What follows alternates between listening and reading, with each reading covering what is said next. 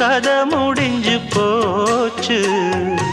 ஈசான மூலையில லேசான பள்ளி சத்தம் மாமன் பேர சொல்லி பேசுது.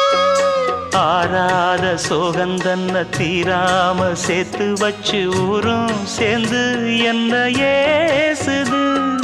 மாமா மாமா உன்னத்தானே எண்ணி நானும் நாளும் தவித்தேனே.